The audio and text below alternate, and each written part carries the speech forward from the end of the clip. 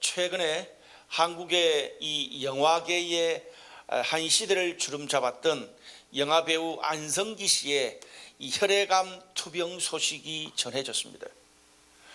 저도 참 좋아했던 배우였는데요. 참 안타깝더라고요.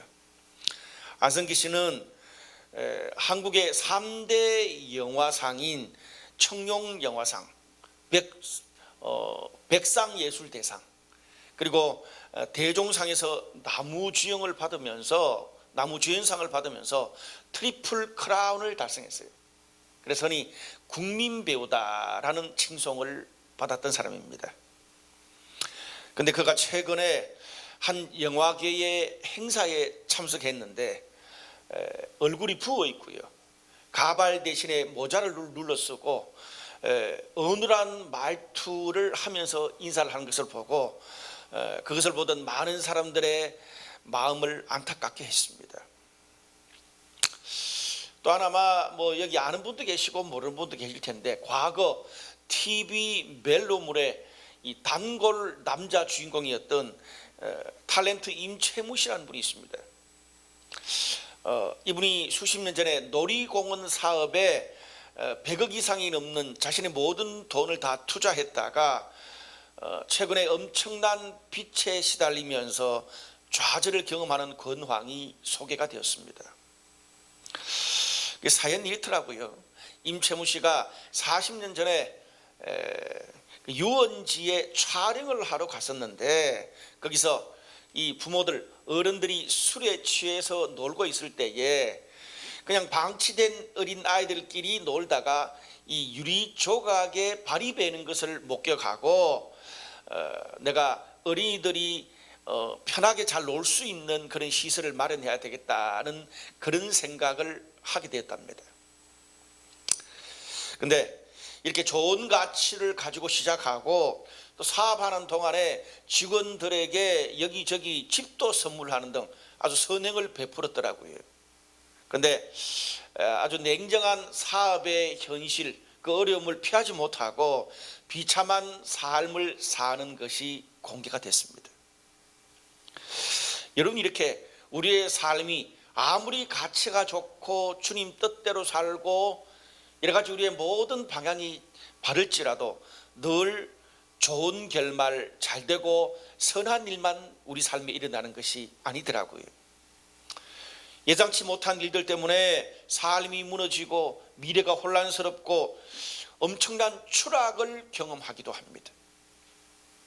그것이 건강, 진로, 또 재정, 관계, 마음의 병이든지 간에 이렇게 우리의 삶이 불안하고 어려움이 계속되면 내 신앙과 멘탈을 계속 바로 붙잡아 가기가 쉽지 않습니다.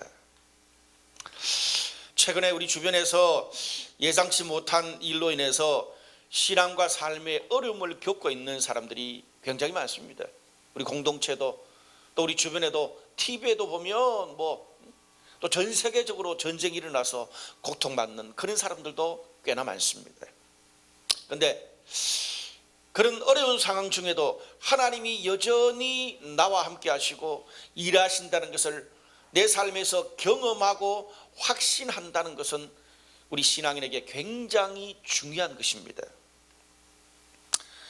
하나님이 나와 함께 하신다는 믿음, 그런 신뢰가 우리 가운데 있으면 아무리 힘든 상황도 우리가 헤쳐나갈 수 있는 용기를 얻고요, 결국에 가서는 우리 삶의 종국에 하나님이 모든 것을 협력해서 이루신다는 것을 경험하게 될 줄로 믿습니다. 오늘 본문은요, 모압 땅에서 남편과 자식들이 다 죽고 빈손으로 이스라엘 땅에 돌아온 시어머니 나오미와 며느리 룻이 자신의 생계를 이어가기 위해서 어떻게 지내고 있는지를 보여주는 그런 이야기입니다. 저는 오늘 이 말씀을 통해서 우리 한번 따라갈까요? 환대는 연약한 인간을 향한 하나님의 손길이다. 그것을 오늘 말씀을 통해서 여러분들에게 전달하고 싶습니다. 오늘 2절 말씀 보니까 이런 말씀이 있네요. 모압 여인 룻이 나오미에게 이르되 내가 밭으로 가서 누구에게 은혜를 입으면 그를 따라서 이삭을 줍겠나이다 하니 나오미가 이르되 내 따라 갈지어다 하매. 이렇게 요약된 내용이 나옵니다. 며느리 룻이 나이 많은 시어머니 나오미한테, 시어머니가 나이가 많아서 어떻게 생계를 꾸릴 수 없으니까 젊은 자기가 팔을 걷어붙이고 두 가족 먹여 살려 보겠다고 그 먹고 살 계획을 제시합니다. 그러면서 이렇게 이야기해요. 본인이 어느 밭에 일하러 갔을 때에 누구에게 은혜를 입으면 이란 구절이 나오는데, 이 말은 유대인들이 일상적으로 쓰는 관용어구입니다. 뿌린 대로 거둔다, 콩 심은 데 콩 나고 팥 심은 데 팥 난다, 이런 관용어구예요. 그 말이 뭐냐면 내가 어떤 요청을 했을 때 상대방이 그것을 허락하는 태도를 보이면, 이런 뜻입니다. 누군가의 밭에 가서 오늘 하루 일을 좀 할 수 있겠습니까? 라고 부탁을 했을 때에 그 밭의 주인이나 관리자들이 허락을 해주면 그날 하루 이삭을 줍고 그리고 이삭 추수를 거두는 일을 제가 해서 벌어먹고 살겠습니다, 그 뜻입니다. 모압 땅에서 이 두 사람이 이스라엘 땅으로 돌아왔을 때에 나오미가 뭐 때문에 돌아왔냐 하면 룻기서 1장에 하나님이 자기 백성에게 양식을 주신다는 그 소식 하나 듣고 믿고 돌아왔습니다. 근데 아무리 아무것도 없고 하나님께서 도와주시겠지, 그 말이잖아요. 근데 아무리 없어도 시어머니를 따라오는 룻의 입장에서 그래도 하나님이 양식을 주신다는데 믿는 구슬이라도 있겠지, 친척이라도 있고 거기에 신앙 공동체도 있으니까 아마 그런 이야기, 그런 생각은 좀 했을 거예요. 근데 하나님의 아버지의 집, 가족과 친척들이 있는 이스라엘 땅 신앙의 길로 돌아왔는데 정작 시어머니는 두 가족이 어떻게 먹고 살지 대책이 전혀 없어요. 또 이 며느리는 이방 땅에서 온 여인이잖아요. 우리나라가 아니에요. 여러분 동남아나 해외에서 우리나라에 며느리로 시집 온 그런 분들의 스토리가 TV에서 간혹 나오는데 말을 배우는 것도 어렵고 문화를 배우는 것도 어렵잖아요. 그런데 그런 이방 땅에서 온 며느리가 나서서 남의 밭에 가서 매일 일을 해야 먹고 살 수 있는 비참한 처지가 된 거죠. 만약에 제가 룻의 입장이라면 시어머니가 나를 따라오면 아무것도 없을 것이다, 돌아가라 그랬지만 어떻게 이렇게까지 없을까 생각을 했을 것 같아요. 아니, 이스라엘 땅으로 하나님의 집으로 돌아오면 하나님이 양식을 주신다고 하더니 결국은 내가 매일 나가서 일하는 내 피위에 먹고 살아야 됩니까? 그럼 하나님은, 우리의 신앙은 도대체 어디 있습니까? 그걸 묻고 있는 거예요. 제가 한 12년 전에 블라이트 교회를 우리 홍대에서 개척 처음 할 때 저희 와이프가 저한테 했던 딱 한마디 말이 있어요. 여보, 당신이 어떤 식으로 개척을 해도 나는 괜찮아. 그런데 마누라의 피위에서는 하지 마. 제가 예스라 그랬어요. 근데 개척해 보니까 와이프의 피위에서 개척하지 않는 것은 단 어떤 것도 없더라고요. 평생 요구들 먹을 만한 일이죠. 룻이 그런 걸 경험하고 있는 거예요. 오늘 자신이 매일 나가서 일을 해서 벌어먹여야 될 그런 상황이지만, 근데 며느리 룻은 참 좋은 사람이에요. 결코 절망하거나 시어머니 탓을 하지 않았습니다. 남의 나라에서 나이 많은 시어머니를 부양하는 그 힘든 일을 기꺼이 받아들입니다. 여러분, 우리가 이 본문을 보면서 제가 우리도 이 룻처럼 부모님, 시부모님에게 전적으로 순종하고 끝까지 봉양하면 오늘 여기 나오는 룻처럼 그 가문에 예수님이 나시는 것처럼 하나님이 엄청난 축복을 하실 것이다.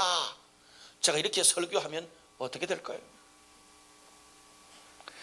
과거에는 이 룻기를 고부관계, 부모와 자녀관계의 관점에서 효도하면 하나님의 축복을 받는다, 그런 설교가 많았습니다. 제가 어릴 때 그런 설교를 많이 들었어요. 근데 그 설교를 들으면서도 제가 좀 의문점이 있어요.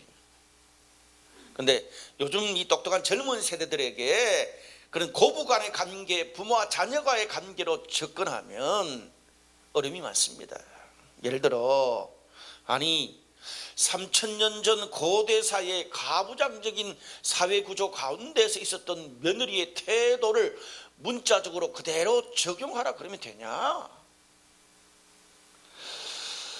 우리들 부모들 가운데 정말 순종해야 하는 것이 마땅할 만큼 그런 성숙한 부모도 많지만, 자녀를 노엽게 하고 평생 집만 지우는 순종하기 힘든 그런 부모도 있는데 어떡하냐?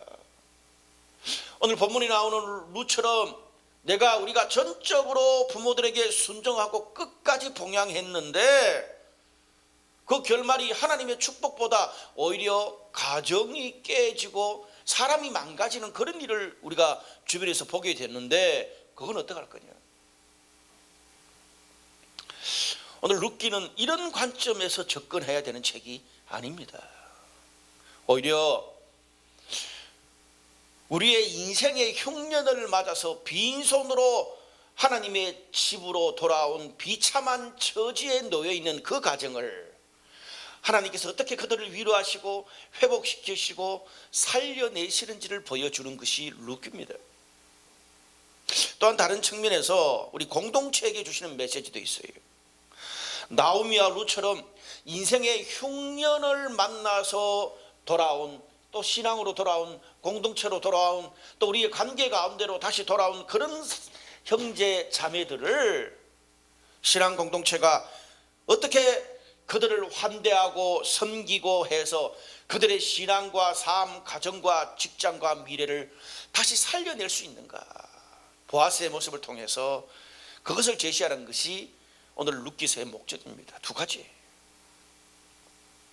근데 오늘 여기 나오는 룻은 이방 여인이고 그렇게 신앙이 있어 보이지 않는데도 참 너무나 순수하고 대단한 그런 여인입니다. 근데 우리는 룻 같지 않거든요. 저만 봐도 룻처럼 못 삽니다. 보통 일반적인 현대인들이라면 이런 상황에 처해버리면, 또 그것이 계속되면 하나님이 나를 사랑하신다고 해놓고 왜 내 삶을, 우리 가정과 직장과 나의 미래를 이렇게까지 정말 시궁창 최고의 이 바닥까지 몰아붙이실까, 그런 생각 드는 것이 당연해요. 지금 이렇게 힘들고 비참한, 너무나 마음이 힘든 이런 나의 삶 가운데 하나님은 도대체 어디 계시지? 예배를 드려도, 말씀과 찬양을 들어도 마음이 동하지가 않아요. 이렇게 생각하는 것이 일반적입니다.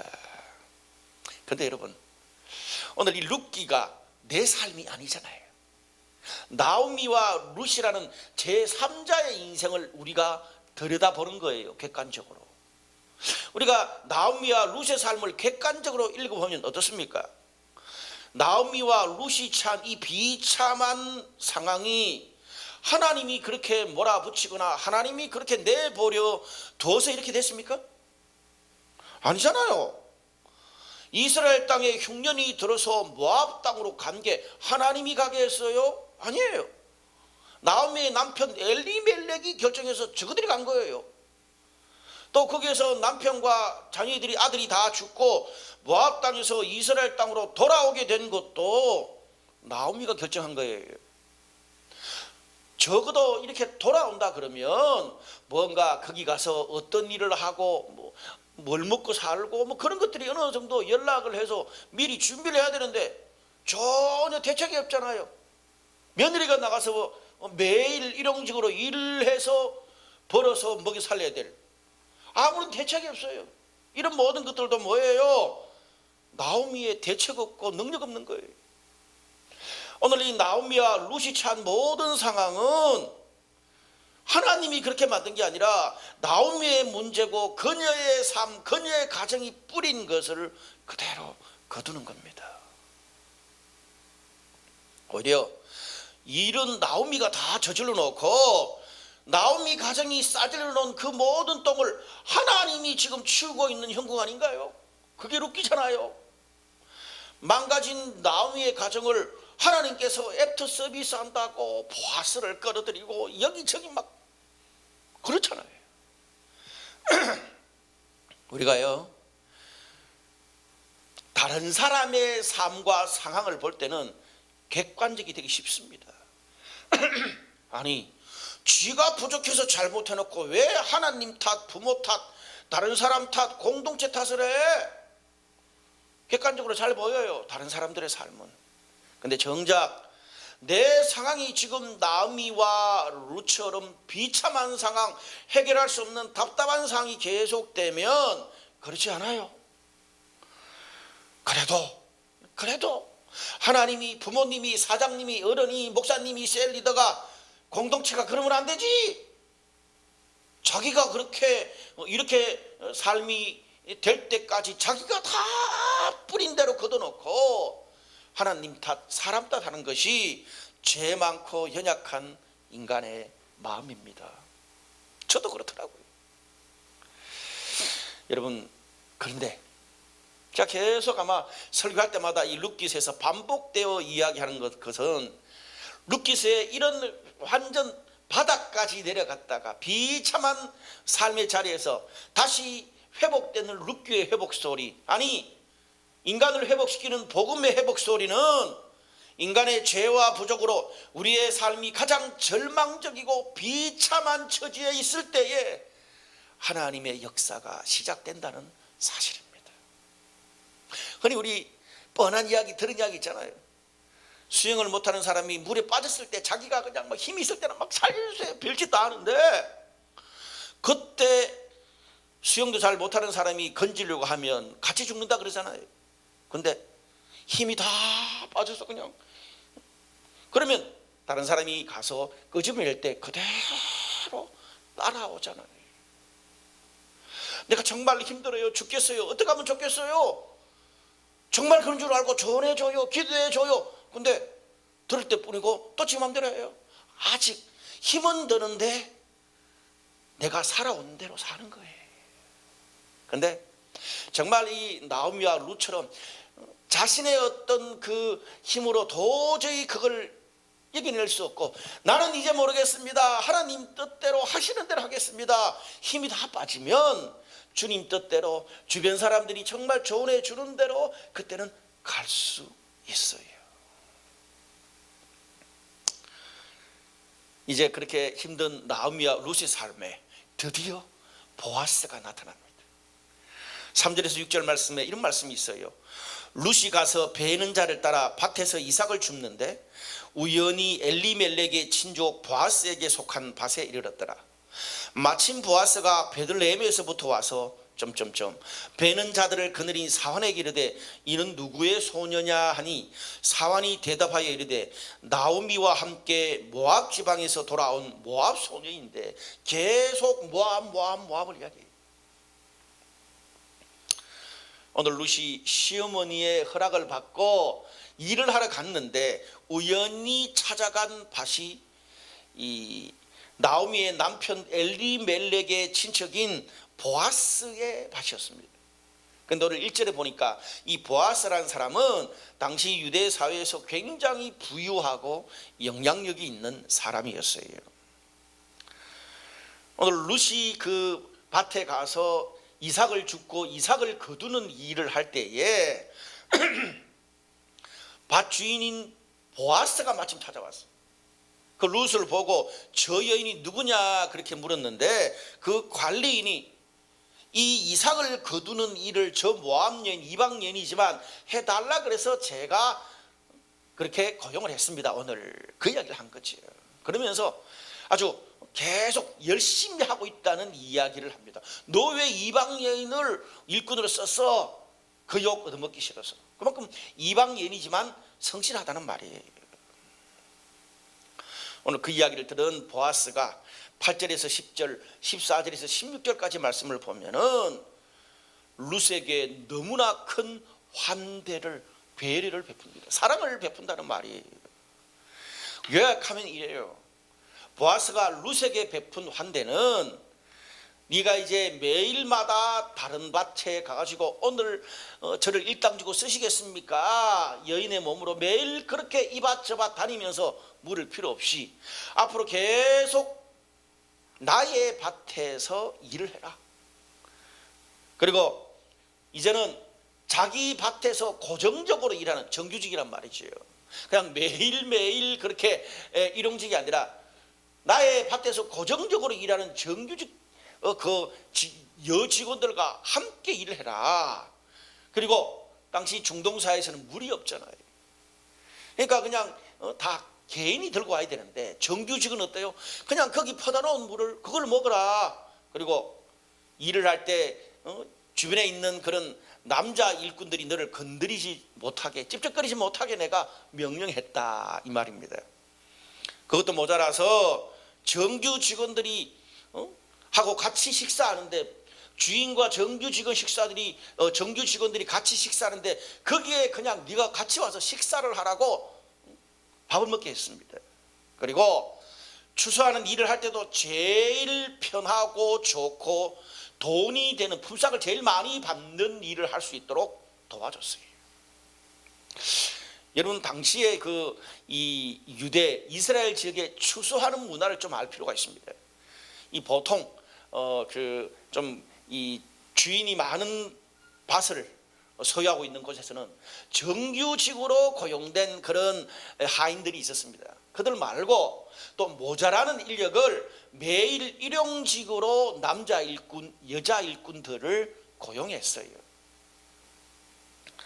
보통 남자 일꾼들이 보리를 베는 일을 하면 여자 일꾼들은 그 뒤를 따라가면서 그 보리 단을 묶는 일을 했어요.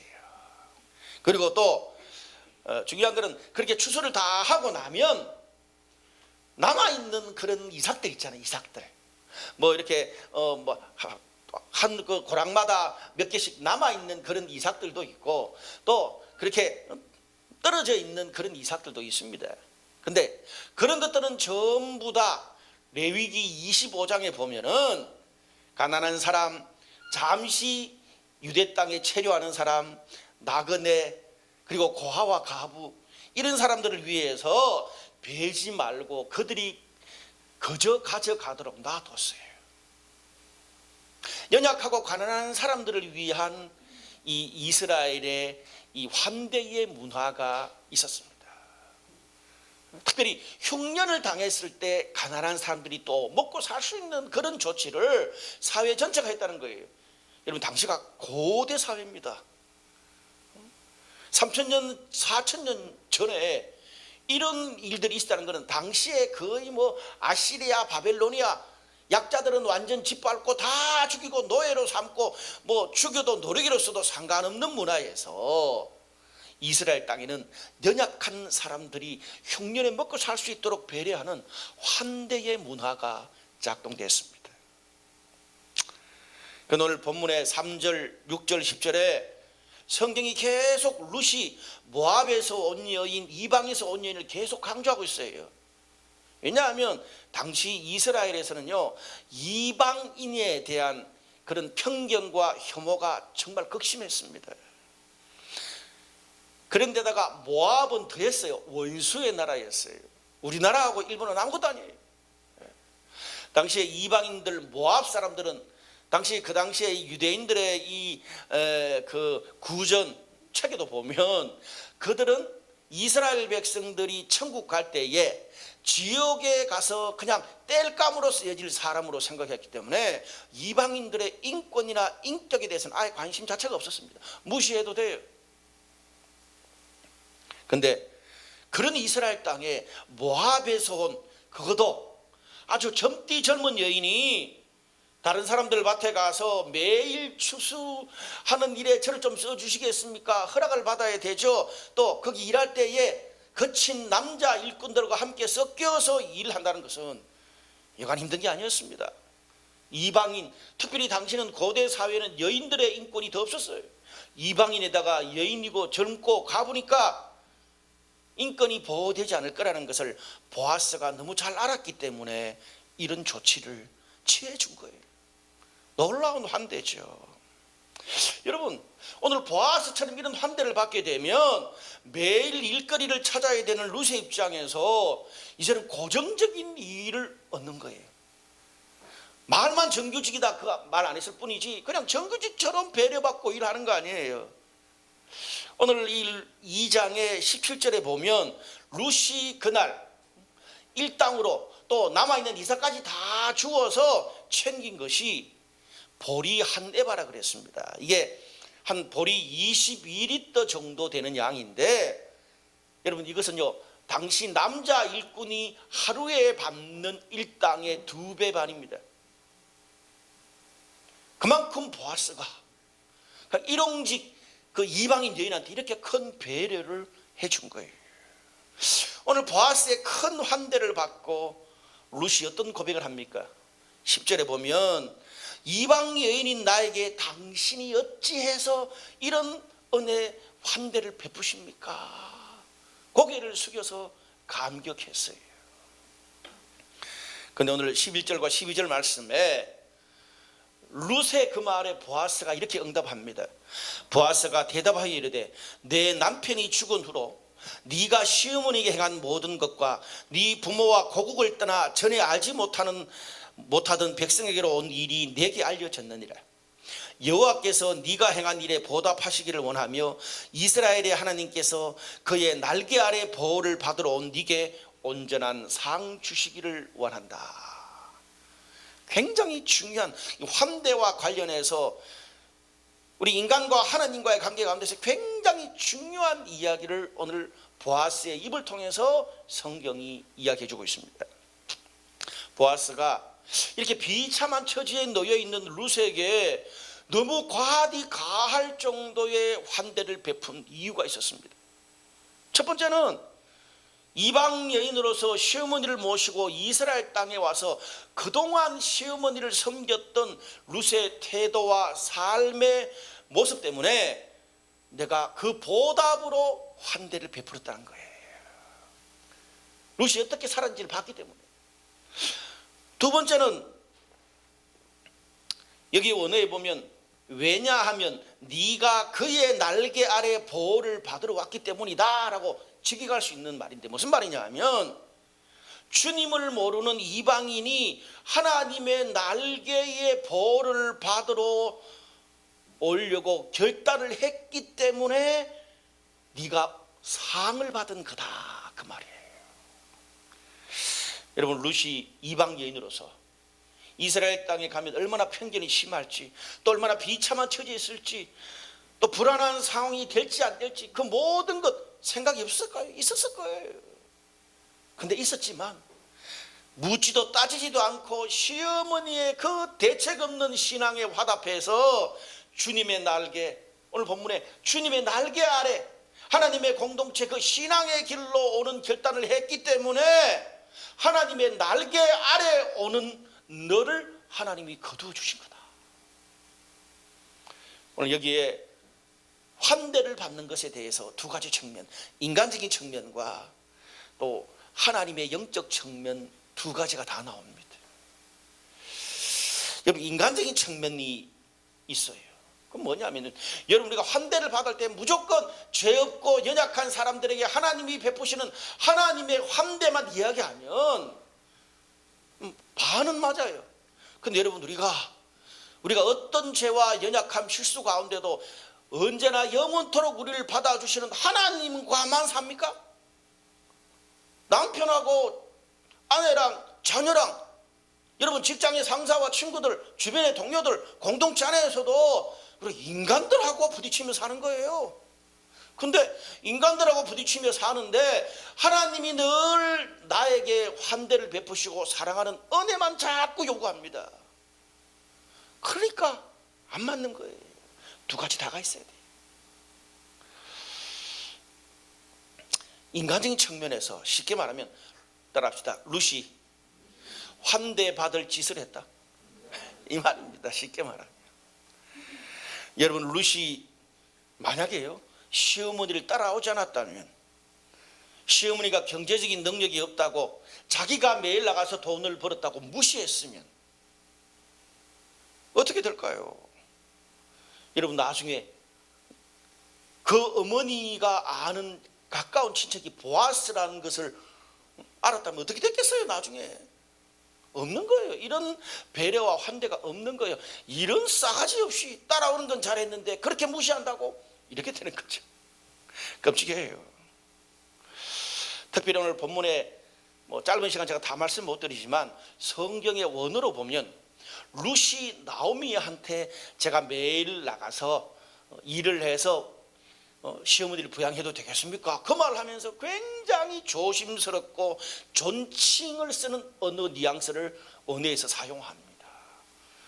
내가 벌어먹어서, 내가 일해서 시어머니 벌어먹이는데 왜 그렇게 조심스럽게 말해야 돼요? 시어머니가 감사한 줄 알아야 되지. 그렇지 않았다는 말이에요. 존중했어요. 그리고 누구의 밭에 가서 일할지까지 상담했어요. 인생의 흉년에서 만약에 룻이 이방 땅에 있었다면 이런 이스라엘 땅에 있었던 환대의 문화를 경험할 수 없었을 거예요. 밭에 가서 일을 할 때도 관리인이 이 이방 여인이지만 주인 보아스한테 어떻게 해요? 모압 여인인데도 아주 성실하게 계속 일을 잘합니다. 칭찬받았어요. 또 그렇게 열심히 일을 했는데 룻은 지금 잘 몰라요. 보아스가 자신을 먼저 그렇게 오픈한 게 아니니까 나중에 일을 하다 보니까 알았겠죠. 그렇게 열심히 일했는데 나오미 집안의 친척인 보아스 밭에 가서 일을 한 것도 보아스의 환대를 받을 수 있는 기회가 되었습니다. 여러분, 이런 것 없이 지금 힘들고 비참한 내 현실만 본다 그러면 나 미치겠다, 죽겠다, 미래가 없다, 이 짓을 왜 하냐? 고향 걸리고 뒤로 넘어가죠. 안 그래요? 근데 우리는 이렇게 비천한 가운데서 하나님이 어떻게 룻의 삶 가운데 일하시고 인도하시는지를 보게 됩니다. 여러분, 인간의 삶은 나 혼자 잘 먹고 잘 산다고 되는 게 아니더라고요. 어릴 때는 부모의 도움이 필요하듯이 서로 도움을 주고받는 인간관계 환경 문화 속에서 함께 살아갑니다. 그래서 친구, 직장 동료, 선후배, 멘토 함께하는 공동체가 있는 거 아닙니까? 그런 것 없이 천상천하 유아독존 나 혼자만 사는 사람 없습니다. 그런데 여러분, 우리가 늘상 만나는 친구, 동료, 또 가족 셀에서 평상시에 우리가 말하는 것, 다른 사람 힘들 때 내가 하는 태도, 또 들어주는 것, 내가 하는 행동이 나도 힘들 때 똑같이 준 대로 그대로 돌려받게 된다는 거예요. 쉽게 말해서 내가 평상시에 가정이든 직장이든 공동체든지 간에 사람들 앞에서 말하고 행하는 그 모습이 내가 힘들 때 환대받을 수 있는 계기가 된다는 말이에요. 룻처럼. 여러분, 그래서 지금 나의 상황이 힘들다고 한탄하는 데만 모든 에너지를 쓰지 말고 룻처럼 그냥 내 주어진 대로 일을 하다 보면 변함없는 모습을 보이게 되면 하나님이 그것을 통해서 일하게 될 줄로 믿습니다. 아니, 내가 그 자리에 하나님의 은혜가, 하나님이 일하시는 그 자리에 내가 지속적으로 아름다운 모습으로 계속 있어야 보아스를 연결하든 관리인이 나의 말을 잘해주든 환대를 베풀든 하나님이 일하실 거 아니에요?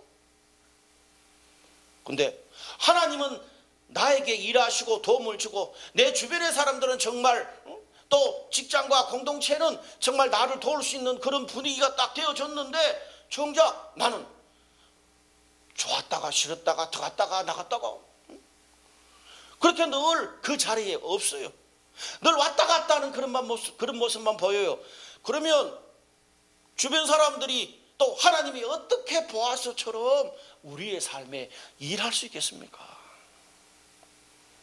최근에 과거 제가 홍대 시절에 같이 신앙생활했던 그런 성도들 중에 간혹 몇 년 만에 한 번 와가지고 인생이 너무 힘들고 가정이 너무 힘들고 비즈니스가 너무 힘들다고 말하는 그런 분들이 몇 명씩 있어요. 그래서 제가 또 듣고 기도해주고 조언해줘. 근데 그거 하나로 끝이에요. 목사가 지속적으로 뭘 도와줄 수 있어요? 제가 비즈니스를 알아요. 뭐 가정생활도 여러분이 나보다 훨씬 더 잘하는데 나는 꼰대 경상도인데. 그래서 제가 마지막에 뭐를 건 줄 아세요?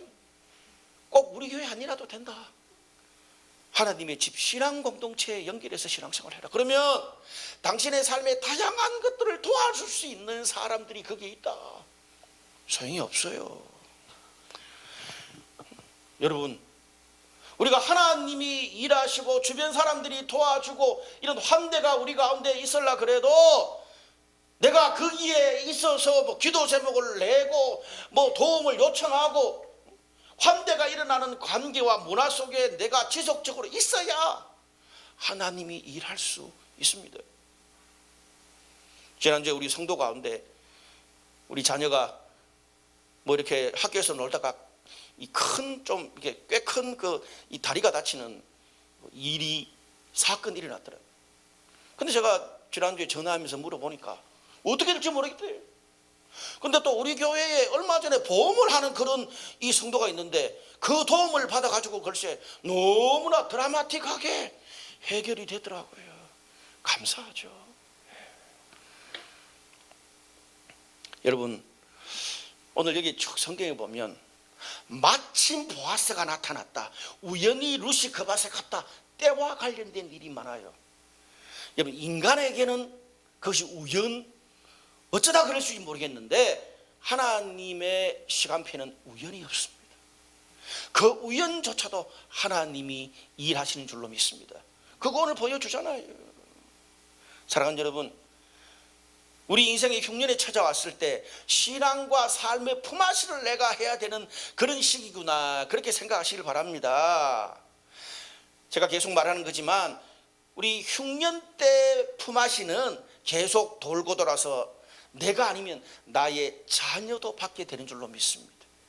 말씀의 결론을 맺을게요. 오늘 12절 말씀에 여호와께서 네게 행한 일에 보답하시기를 원하며 이스라엘의 하나님께서 그의 날개 아래 보호받으러 온 네게 온전한 상 주시기를 원하노라. 여러분, 보아스가 굉장히 독특한 표현을 써요. 자신이 룻에게 베푼 환대를 어떻게 해요? 하나님이 네가 행한 일의 보답이고 하나님이 그의 날개 아래 보호받으러 온 것에 대한 상이다라고 표현해요. 무슨 말입니까? 루사, 네가 받은, 나를 통한 받은 이 환대가 너를 향한 하나님의 사랑, 하나님의 뜻에 하나님의 인도가 이루어지는 것이다라고 이야기한 거예요. 사랑하는 여러분, 우리도 살아가다 보면 일상에서 크고 작은 그런 배려와 환대를 받을 때가 있잖아요. 따라합시다. 그 배려에, 그 기도에, 그 환대가 당연하다고 생각하지 말자. 당연한 거 아니에요.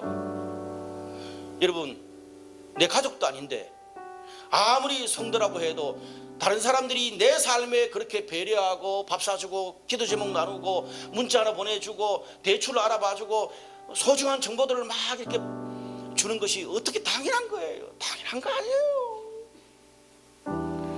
성경은 뭐라 그래요? 네 삶에 그런 수많은 사람들의 기도 그리고 호의, 배려, 그 환대가 네가 주님의 날개 아래에 있기 때문에, 그 주님의 날개 안에 들어오기 위해서 결단했기 때문에 오는 것이다, 그렇게 성경이 표현해요. 아멘. 여러분, 우리 삶에 이런 하나님의 날개 아래에서 환대의 문화, 환대의 관계가 작동하지 못하는 곳에 있으면 어떻습니까? 주님의 날개 아래에 없으면 어떻습니까? 그런 일은 안 일어나는 거예요. 오늘 본문에 보면 2장을 쭉 보면 나오미와 롯의 비참한 삶이 딱 한 2절 나와요. 근데 성경은 그걸 두 절 딱 보면 제가 말씀드렸잖아요. 나오미와 룻의 삶이 이스라엘 땅에 돌아와서 얼마나 비참했는지를 이야기해 주는데, 근데 성경은 그들의 삶이 얼마나 비참한지, 그들의 마음이 얼마나 어려웠던지에 포커스가 있는 게 아니라, 하나님이 보아스를 통해서 얼마나 디테일하게 자세하게 배려하고 도와주고 환대를 베풀었는지 너무 자세하게 나와요. 분량상 5배 정도 나와요. 보아스가 정말 심지어 관리인까지 룻에게 베풀었던 그 섬세한 배려 환대가 자세하게 나옵니다. 성경이 왜 그랬을까요? 오늘 그 보아스의 룻을 향한 따뜻한 배려와 자세한 환대는 사실은 하나님께서 보아스를 통해서 나오미와 룻에게 양식을 주시는 쌓인 손길을 보내주시는 것이었습니다. 혹시 최근에 여러분의 삶에 크고 작은 배려와 환대를 주변 사람들로부터 경험하신 적이 있습니까? 그런데도 도대체 내 삶은 왜 이렇게 힘든 거야? 이렇게 힘들고 시궁창이 박혀있는 것 같은데 하나님은 내 삶에, 우리 가정에, 우리 직장에, 내 미래에 관심이 있는 거야, 없는 거야? 내가 이렇게 나락으로 떨어졌는데도 하나님은 왜 가만히 계셔? 그런 생각 드시는 분이 계세요? 오늘 말씀을 보면서 나의 삶의 고통과 무게에 짓눌려서 하나님이 우리 주변의 사람, 공동체, 모든 환경까지 다 동원해서 나를 도우시고 환대를 베푸시는 하나님의 은혜의 손길을 보지 못해서 그렇습니다. 보지 못해서. 오늘 우리 삶에 그런 배려와 환대가 있다는 말은 하나님이 나의 삶에 여전히 관심을 가지고 계시고 함께하고 일으키실 거라는 하나님의 사인이요, 내 인생의 흉년 가운데서 하나님이 일하시는 최고의 위로요 증거가 되는 줄로 믿습니다. 제가 지난주에 설교하고 여러분들이 우리 셀에서 서로 도움받고 은혜 받은 거 많더라고요. 너무 흐뭇했어요. 근데 여러분, 우리가 도움을 받는 것도 사랑을 받는 거지만 오늘 보아스처럼 최근에 여러분들 주변에서 여러분들에게 어려움과 힘든 것을 호소해서 여러분이 도와줄 수 있는 그런 상황이 된 케이스 있을 거잖아요. 우리가 이 본문을 보면서 롯이 받은 은혜만 생각하는데 보아스처럼 보아스가 주는 은혜도 생각해야 돼요. 저는 오늘 우리 모든 성도들이 이 힘든 인생의 흉년의 시기에 또 내가 주변에 도울 수 있는 그런 사람들을 기꺼이 주님의 사랑으로 도와서 그들이 롯이 되고 또 그들도 언젠가 또 보아스가 돼서 또 다른 룻을 돕고, 또 내가 그렇게 돕다가 내가 룻처럼 그렇게 있을 때 내가 도왔던 그들이 보아스가 되어서 비참한 상황에 처한 나 같은 룻을 돕는 그런 은혜의 품앗이, 사랑의 품앗이, 환대의 품앗이가 오늘 여러분들 삶에 있기를 주님의 이름으로 축원합니다.